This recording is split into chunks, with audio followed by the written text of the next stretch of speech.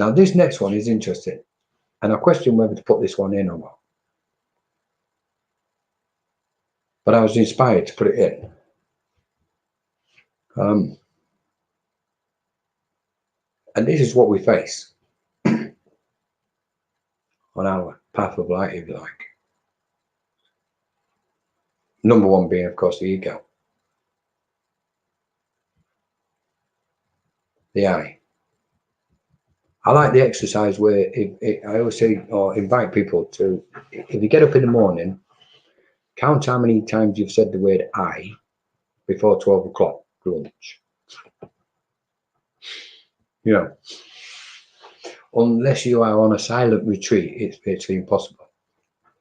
I need to do this, I need to get that, I need to go here. The I. When we're building a spiritual foundation, a lot of the hurdles are as a result of the I. A lot of pain, if you like, are a result of the I. Because I want, I am grasping. I'm cherishing this thing over here. Me, I. And we can't help but put the we in this, can we? We. Since we say we, there's a subtle, very, very subtle vibration to the difference between I and we. We is more expansive. It's more open. It's more elevated and ascended. Whereas the I draws us to this dot within ourselves, that self-cherishing mind.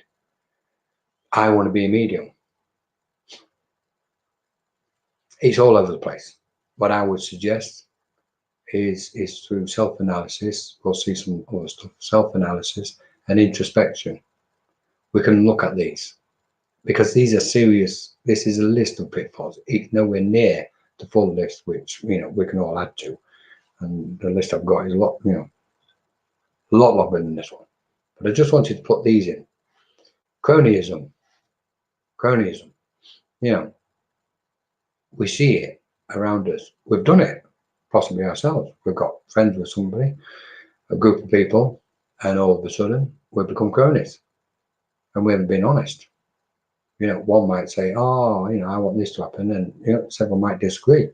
But they won't go against that one because of this false state of friendship, if you like. And as a result of that, there's a sense of cronyism permeating in that group. But by being individualistic, but in a collective way, we then have a sense of detachment, if you like, non-attachment to each other. Because if we have too much attachment, we tend to lose the clarity of our logical perception, if you like. And the whole idea of light is clarity, clear light of wisdom is what we're kind of hoping to achieve on a spiritual path. Again, be careful of yourself to say. You can check these out. You can test them. Self-cherishing mind. Our own self-cherishing mind. I want that share. I want that car. I want that job. Me. Again. The next one is a good one for me. False gurus. Teachers, personalities, charismatic leaders. For anybody, whether you're, whatever state and path you are on spiritually, be mindful of false gurus. Be mindful of teachers and personalities and charismatic leaders. It's the teachings which is most important, not the teacher.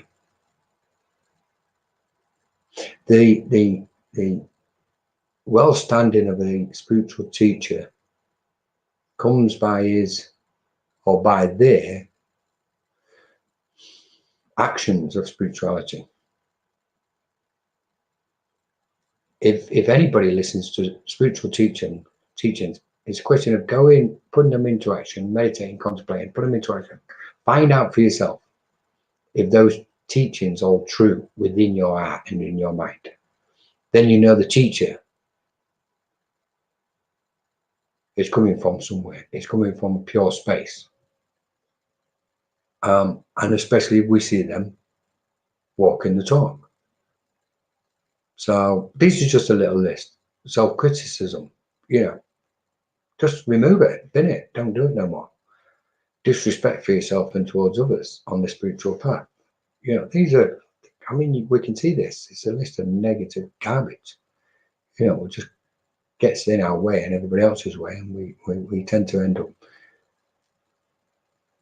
These normally end up resulting in conflict of some nature within us or around us. So it's worth bearing in mind.